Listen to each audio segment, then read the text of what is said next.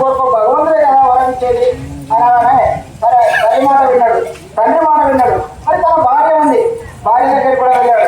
ఏంటమ్మా భగవంతుడు నాకు ఒక వరం ఇస్తానన్నాడు, ఆ వరం కోరుకోమంటే మరి నేను ఏం కోరుకోవాలని చెప్పి భార్య అడిగాడు.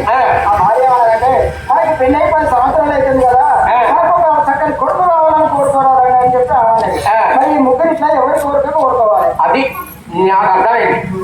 ఏం కోరుకోవాలంటే నాకు తెలిసినంత మాత్రం అయితే 10 కిలో బంగారం కోరుకునే అన్ని వస్తాయి. అరే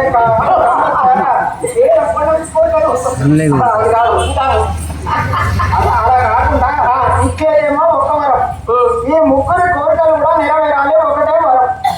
ఎవరైనా కోరుకోవచ్చు ఒక వరం, ఒకే వాక్యంలో ముగ్గురి కోరికలు నెరవేరాలి. అబ్బా అప్పు మెద్దడుకు మేత ఎవరికంటే వస్తే చెప్పండి. ఒకే వాక్యంలో ముగ్గురి కోరిక నెరవేరాలి. ఇప్పుడు నేను ఒకటి చెప్తే కదా అది కాదు చెప్తున్నానా చూస్తాం. బంగారు తొట్టెలో బాలుడు కనుక మా అమ్మ చూడాలన్నాడు. అంటే బంగారు తొట్టెలో అంటే బంగారం తొట్టె కావాలంటే 10 కిలోల బంగారం కావాలి. బంగారు తొట్టెలో బాలుడు ఊరంగా అంటే భార్య కొడుకులు ఉంటేనే కదా ఉయ్యాలంటే ఉండేది.